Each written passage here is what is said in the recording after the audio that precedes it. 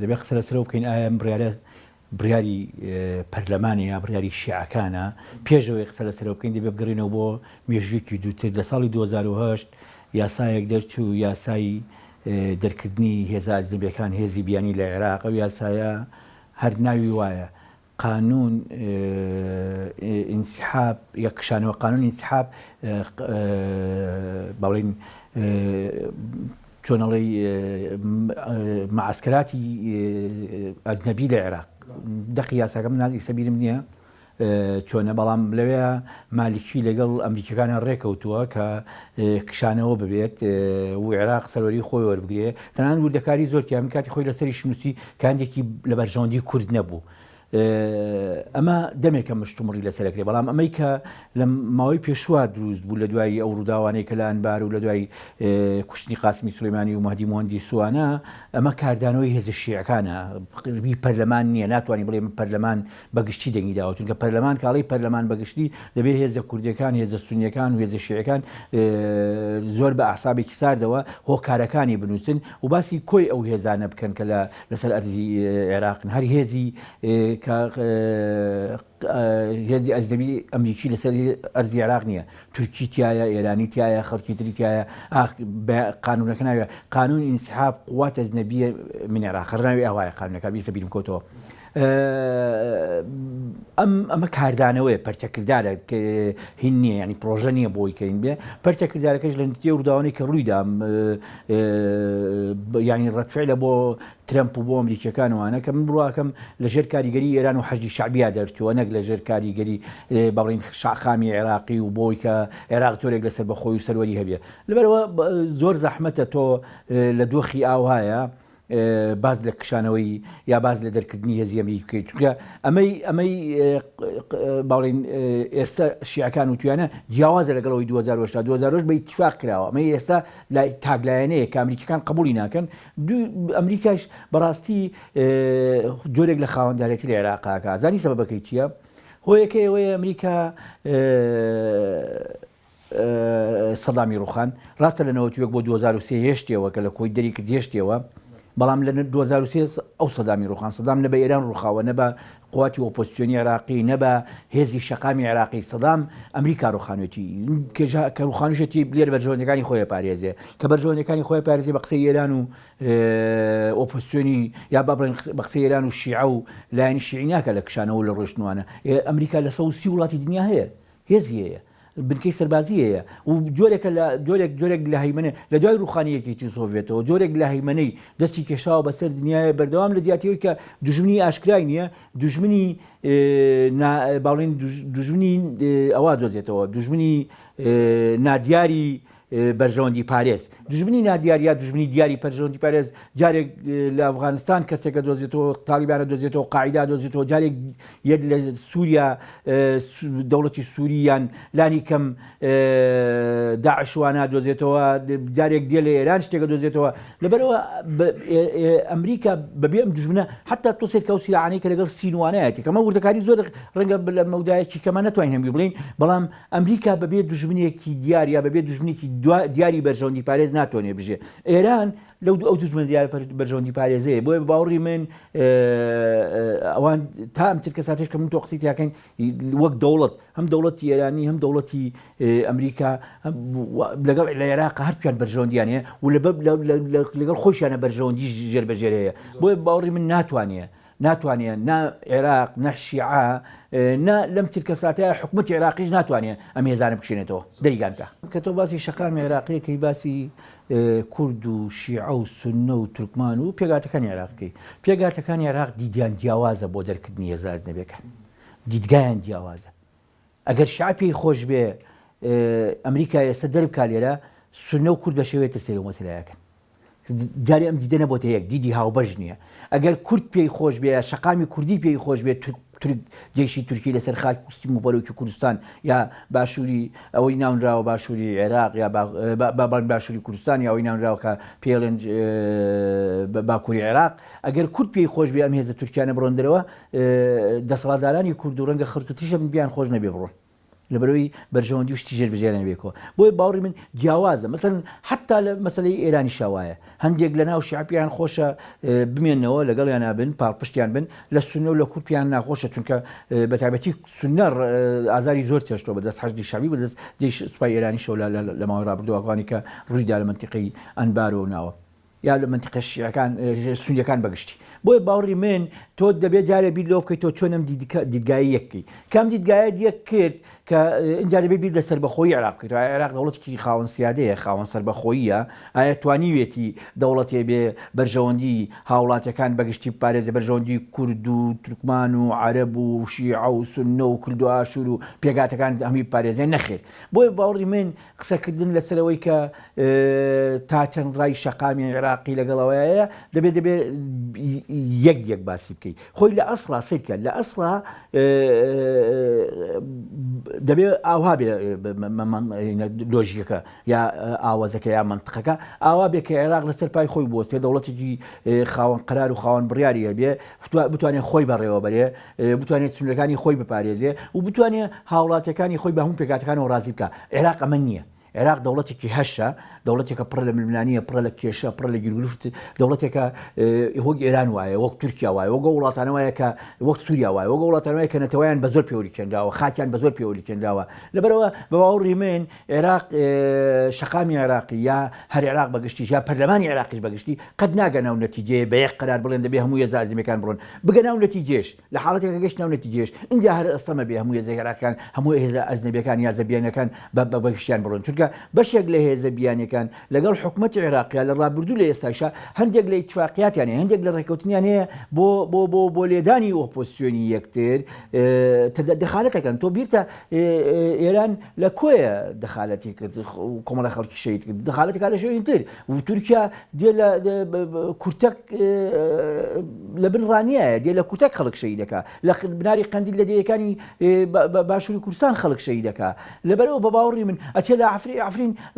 لە وڵاتێکی ترایە ئەچێ لە عەفرین داگیریەکات و چەتەکانی خۆی بەدە دەڕوێزەی خەڵکووانە لەبەرەوە بە باوەڕی من ئەمە تۆزێک ئەستەمە لە ئێستاە قەراری لێ بدرێت چۆن کاریگەریان نەبووە حەزەکەم بزانی ئەم وڵاتانی کە کێشەیانتیایە ئەمریکا و ڕۆژاوایش بە چاویش کەمتر لە خەڵکی خۆیان سەیرەکەن ئەمە یەکێک لە مشکلەکان مشکلی دووەمەوەیە کە ئەم وڵاتانی کە کێشەیانتیایە و ملانیانتیایە و سیاعاتیانتیایە ئەمریکا و ڕۆژاوایش بەگشتی نایڕن حکومەتی خەڵکیا دروست بێ حکومەتی خەڵک یا دەسەڵاتدارەتی خەڵک وەکەوەی کە لە ماوەی ڕابردووە لە ڕۆژاوی کوردستان شتێک دروست بوو لە بابەتەکە بە هەموو سەریان تێنا تورکیا سەری تێنا رووسیا سەری تێنا سووریا خۆیتە دەخالەتیا کرد لایەنی کوردی هەبوو ئەویست ئەو پرۆسەیە سەرکەوتو نەبێ ئەمە ئەم دەسەڵاتی خەڵک ئەتوانێت پێکەوەژیانی ئاشتیانە قوڵکاتەوە ئەتوانێت پێکەوەڵکردن قوڵکاتەوە ئەتوانێت دیموکراسی قوڵکاتەوە نایڵن ئەمە دروست بێ کە نایڵن ئەبێتە مەرکەزی تەراتێن و دەزوەردان کە بۆ مەرکەزی تەراتێن و سنتەری تەراتێن و دەزوەردان ئەوە بێ مەسەلەن ئێران ئەوێ لە پەرلەمانی عێراقیە خەڵکی خۆی هەبێ و نوێنەری هەبێ و داکۆکیکاریە بێ ئەمریکا ئەوێ بێ لە حکومەت و لە پەرلەمانە تورکیا ئەوێ هەبێ ها زۆر جار تۆسی کە کارکتەرێکی پەرلەمانە پەرلەمانتارە نوێنەری خەڵکی دەنگی پێداوە ئەوە هیچ لە خەڵک بێمنەتە هیچ لە خەڵک بێونێتە وازی لە خەڵک هێناوە خۆی بە نوێنەری ئێران زانیا بە نوێنەری تورکیا زانیە قساکە وەک نوێنەری ئێران و تورکیا قساکە کەمە لە دنیای نییە نە لە تورکیا نە لە ئێران نە لە ئەمریکا نە لە هیچ خەڵک نایە وەک نوێنەری وڵاتێکی تر قسە بکە لە پەرلەمانە نوێنەری وڵاتەکەی خۆیەتی نوێنەری خەڵکەکەی خۆیەتی مەسەلەن ڕەنگە بەیانی ئەگەر کێشەیەک بێ پەرلەمانی ئێرانی لەسەر مەوزوعی کۆبنەوە بەیاننامەیەک دەرکەن لەسەر بارودۆخی باکووری کوردستان بەڵام بەیاننامەکە یەک کەس نایە وەک نوێنەری ئامەد قسە بکات چونکە نوێنەری ئامەدی تیان نییە لێرە لە عێراق زۆر جار نوێنەرەکانی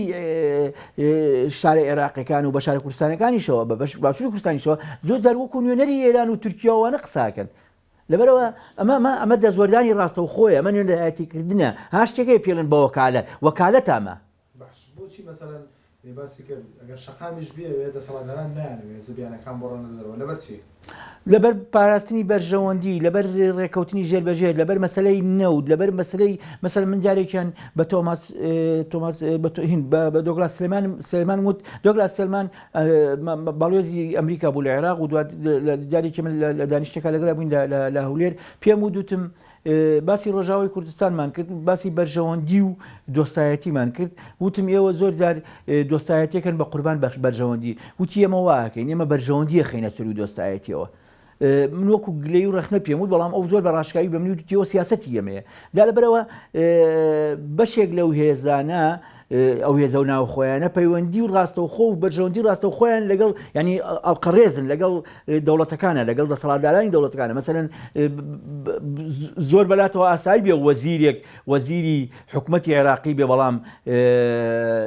بەرژەوەندەکانی لەگەڵ ئێرانە بێ زۆر بەلاتەوە ئاسایی بێ ئەندام پەرلەمانێک پەرلەمانی حکوومەتی دەوڵەتی عێراق بێ بەڵام بەرژەوەندەکانی لەگەڵ تورکیا بێتەوە ئەمە لە کاتێکا کە عێراق لە دوای 2023 وەکو دەوڵەتیش وەکو دەوڵەت نەماوەتەوە تا ئێستا دەوڵەت دروست نەبووتەوە بە معنای دەوڵەت بەو معنایی کە ئەوەی سیستمە پارێزی سیستماتیک بێ مەسەلەن گەندەڵی نەبێ نادادی نەبێ ستەمکاری نەبێ جۆرێک لە دادگەری کۆمەڵایەتیە بێ دادگەری سیاسیە بێ دادگەری و عەدالەتە بێ لە لابەشکردنا ئەمە نییە لە عێراقا بۆی باوەڕی منە دەخالەتەکان ئاوایە مەسەلەن تۆ سەرۆکی حیزبێک لەگەڵ ئێرانە لە بەسرا مەسفایەکی نەوتی دروست کردەوە خەریکی نەوت فرۆشتنە یا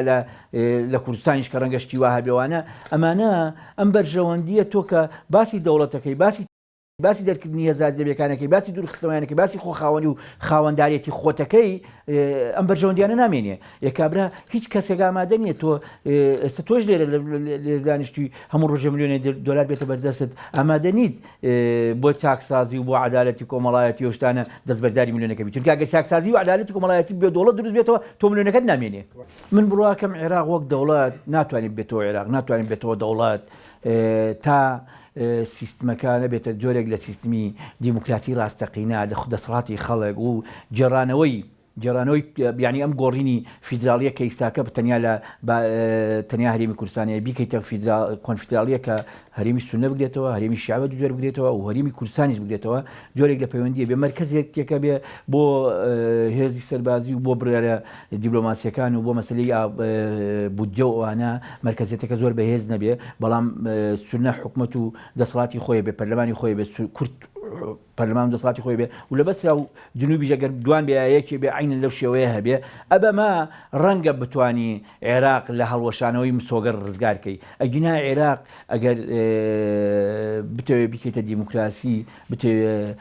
هەموو هاوڵاتەکانی تایە مافەکانی تایە بەرجەستە بێ زۆر بە ئاسانیەوە ناکرێت مەبەستەوە بێ بڵێ ناتوانرێت بە 24 ساعت دیاری بکری بەڵام با من تیرۆکێکت بۆ بگێڕمەوە شیعەکان ساڵی 1970 کە بەریتانیا هاتە عێراقەوە کورد لێرەوە تون لە شوعیبە شەڕی بەریتانیان کرد سونێش شەڕی کرد شیعەکان ئەو کاتە لە ستا 50 بۆ 55 مجتەمەعی عێراقی بوون کاتێک کە ویستیان دەوڵەت دروستکەن ئەم فۆرمە دروستکەن تەمان تا سیەکان هێشتا کوردستان هەر ململانی هەبوو حتا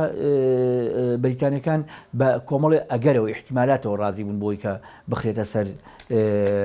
سەر عێراق مافەکانیان پارێزرێ زمانیان پارێزی کۆمەڵی زمان ئەو وردەکاری زۆری من نامێ بتمەسەری بەڵام شیعەکان لە ستا 55 مجتەمەعی عێراقی بوون نەگەیشتنە و نەتیجەی شیعە بکەن بەڕێز زۆرا و یا حکوومەتێکی شیعە دروستکەن بەردەوام لە کێشا بوون ناچار بەریتانیەکان تون مەلیک فەیسەڵیان لە شوێنێکی ترەوەیە حاکمیان بۆی عێراق دروستکە سونەیەکیان دواتریش چورێکی لە دەستچوونی مەلەکیت لە 58 و دوجار سونەکان دیسان لە ڕێگەی جەمهوریەوە هەمویان هاتنەوە حکمیان کرد لە عەبدولکەریم قاسمەوە تا ئەگاتە عارفەکان و تا ئەگاتە ئەحمەد حەسەن بەکر و دواتریش ینی بەڵین بە سیلسیلە ینی بەگشتی سەدام ومانە هەمووی هەر سونە بوو شیعە نەیتوانیوە ئەم فترەیە لە 2023 تا ئێستا شیعە حکمی عێراقی کردو بەڵام حکمێکی زۆر گەمژانەی کردووە ئەمە من نایڵێم ئەمە حەسەن عەلەوی لێ ئەمە ڕۆشنبیرەکانی شیعە لێ ئەمە خەڵکی ترێ لێ نەیتوانیوە ئیدارەی وڵاتی بدا بە جیاوازەکانەوە بۆیە بە باوڕی من ئەو بارودۆخە ئەگەر ئاوا بمێنێتەوە دەسەڵات لە شیعە ئەگەر بە کودتای سەربازی بێ یان بە هەر ڕێگەیە بێ بەغا لە شیعە دیسان لە دەسەڵات لە بەغا دوورەخرێتەوە و حکومەتێکی ڕەنگە سنی یان شێوازێکی تر دروست کرێ ئەمە لە کاتێکە ئەگەر شیعە بیان ویستایە بە 24 ساعت توانین جێگرەوەی عادل عەبدولمەجید نایانەوێ داینن چونکە خۆشیان لە سیراعن شیعە خۆی لە سیراعە شیعە ئێران ئەوێ کەسێدا بنە سیستانی ئەوێ کەسێدا بنە شیعەکان مەسەن مقتەدا ئەوێ کەسێدا بنە و لە نەتیجەیە ئەمانە ناگەنە نەتیجەیەک لەسەر هەر ناوێک کە دێن خۆت ڕەنگە 100 ناوێن تا ئێستا پێشنیاز کردبێت لەو فترەیەوە کە ئەگەر خۆ عادل عەبدولمەجید تراکمی ئەو هەموو گەندەڵی و نادادی و شتێکە ماوەتەوە لەسەری و ئەو پەیوەندیەی کە لەگەڵ حەشدا هەیە بۆ ئەمانە ئەسبابی لادانەکەی عادل عەبدولمەجید پیاوێکی خراپ نییە مقتەدا پیاوێکی ڕاڕا و متەزەبزیبە بۆ معلوماتت مقتەدا زۆر خێرا قەرارە گۆڕێ یعنی سیاسیەکی مخەزرەم نییە سیاسیەکی بەتوانان نییە و لە بەرامبەر سیاسیەکانی ئەمریکا و ڕۆژاوایە سیاسێکی بچووکە بەداخەوە ڕۆژێک پشتگیری لێدانی ئەمریکاکە و بیرت بێت لە نەجەف و کەربەلا لێیانێدا ڕۆژێک دۆستایەتیانەکە ڕۆژێ دۆستایەتی ئێرانەکە ڕۆژێ دژێتی ڕۆژێ دۆستایەتی تورکیاکە ڕۆژێ دژێتی ڕۆژێ لەگەڵ کووردا زۆر باشە ڕۆژێ دژێتی ئەمە سیاسی نییە ئەمە دابشکردنی سێوەکانیش نێتەنان بەسەر سەبەتەکانە بۆیە مقتەدا زۆر قسەی لێوە ناگیرێ لە قسە لە سیاسی مخەزرەم وەرەگیرێ ڕاستە مقتەدا نوێنرایەتی خەتێکی گەورەی شیعە گەنجەکانەکە ئەوانە بەڵام ئەمە لە نەتیجەی ئەوە دروست بووە کە شیعە کۆنەکان یا شیعە کلاسیکەکان نەیانتوانیوە خەڵکی باش بێننە پێشەوە مقتەدا زروف و زەمانێک هێناوێتە پێشەوە کە ڕەنگە ئەو زروف و زەمان نەبووە و بنەماڵەکەیان نەبووە و هەندێک ئەوە نەبووە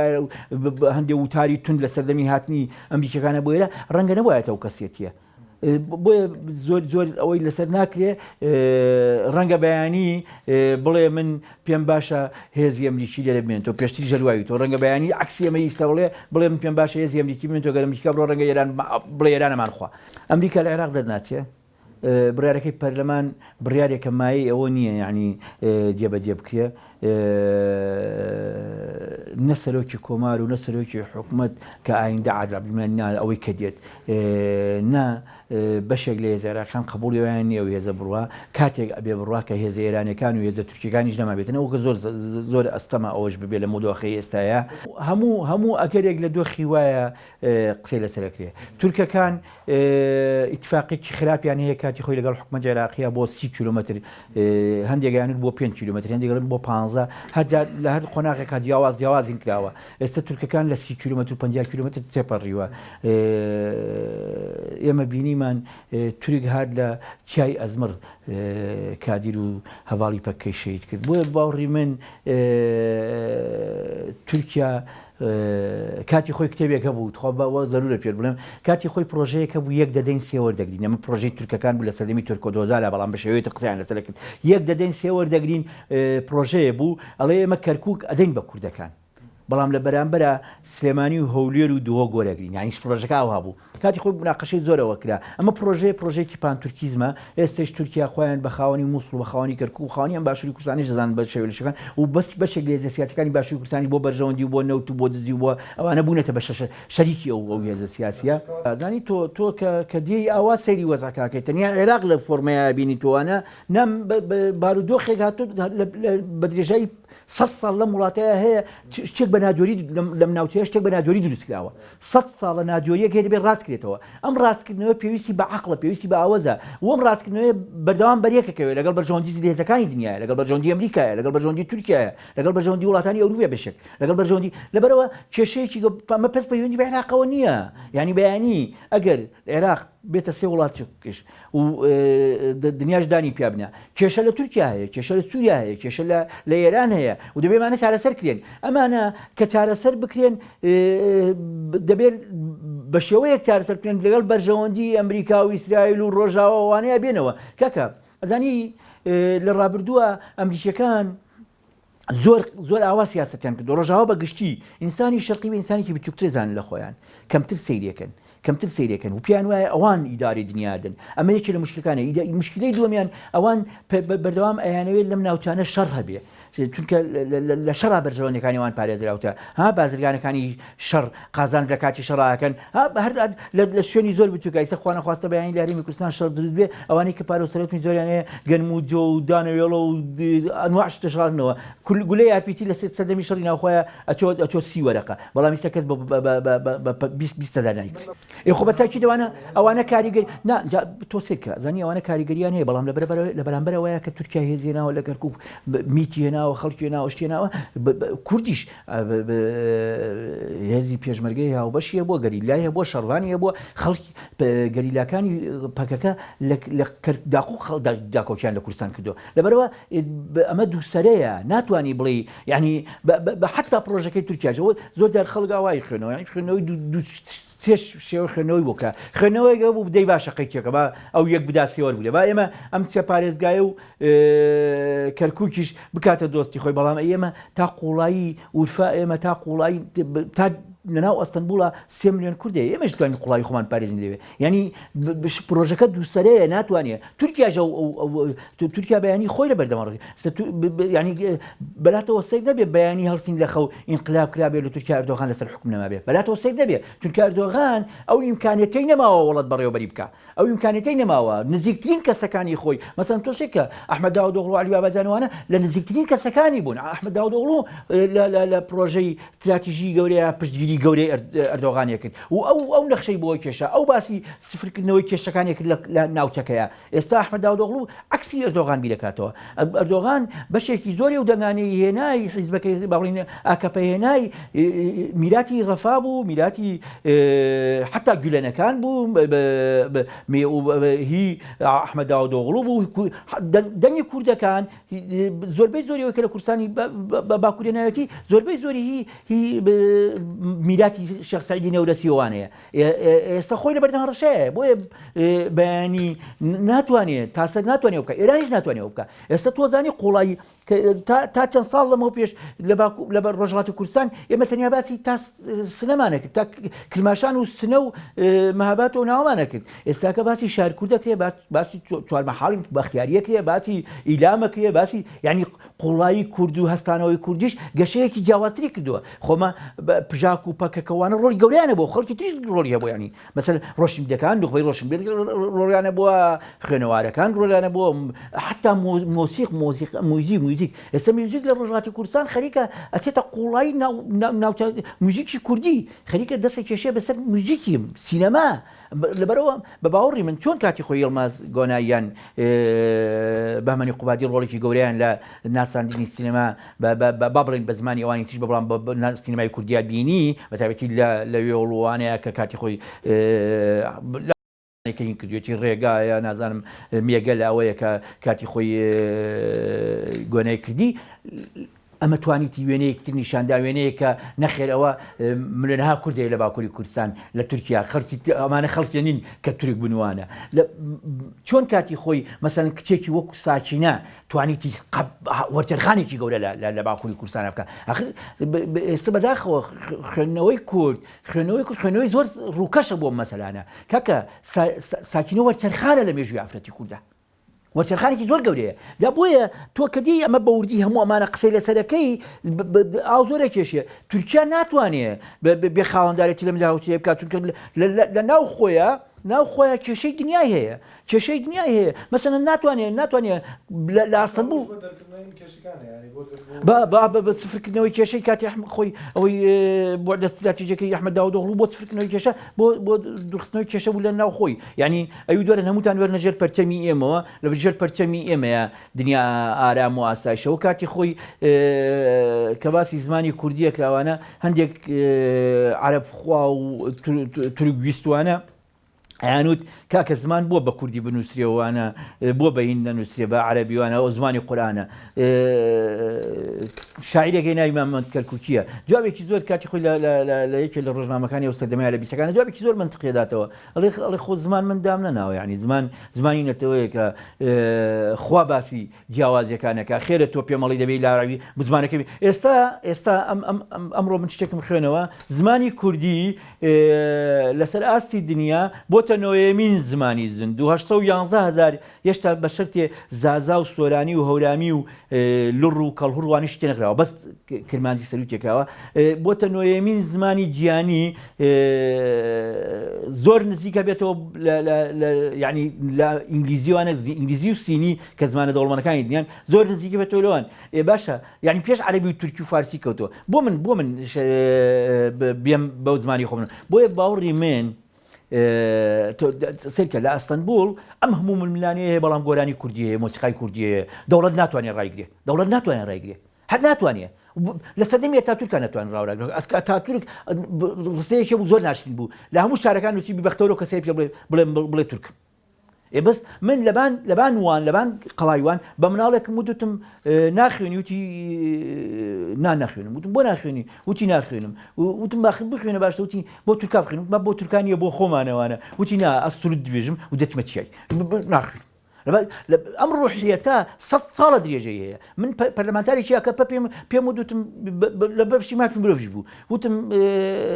ئێوە بۆ شەڕ ناکەن لەسەرەوەی کە ڕاستە ئاکەپەن بەڵام بۆ شەڕ ناکەن لەسەرەوەی زمانی کوردی بێتە زمانی فەرمی وتی ئەزانی دایکم تورکی نازانێ دایکی خۆی ئاکەپە بوو ئەندامی پەرلەمانی ئاکەپە بوو دایکی تورکی نازانی لەبەرەوە ئەم زمانمانەوەیە ئەمە تورکیا ناتوانێت ئەمە بێدەنکە ناتوانێت ڕایگرێ کورد سێرکێک ئەزانی کورد یەکەمین هەنگاو دەبێ پرۆژەی هەبێ پرۆژەی هاوبەشیە بێ پرۆژەی هاوبەشیە بێ پرۆژەکان پرۆژەی هەموو خەڵکی کوردستان بێ پرۆژەی هەموو خەڵکی کوردستان بێ من بۆ خۆم لەم ڕۆژانەی پێشوا بیرم لەوە کردەوە چەند هەنگاوێک دەبێ بندێ هەنگاوی یەکەم دەبێت کورد بێت جارێتتر فۆرمەلەی ئەوە بکاتەوە چۆن لەگەڵ شعبی عێراقیا بشێ پرۆژەیەک تەقدیم کە باسی هەموو ئەو 100 ساڵی ڕابردوو بکە و باسی ئەو بکە بە فیدرالی بیا بە کۆنفیدرالی بەڵام بە شێوەیە کە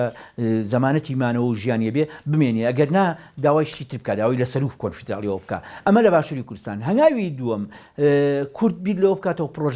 پرۆژەی هەموو کوردستان بێ چونکە 100 ساڵە ئەم ستەمکاریە هەیە ناجۆری هەیە پرۆژەی هەموو کوردستان یعنی بێت لە پرۆژەکەیە باسی ئەو بکە لە ڕۆژهەڵاتی کوردستان چۆن بژێ کورد لە باکووری کوردستان چۆن بژێ کورد لە ڕۆژاوا چۆن بژێ چۆن وا بکرێ کە هێزی شەڕەنگێزی تارمایی شەڕ هەوری شەڕ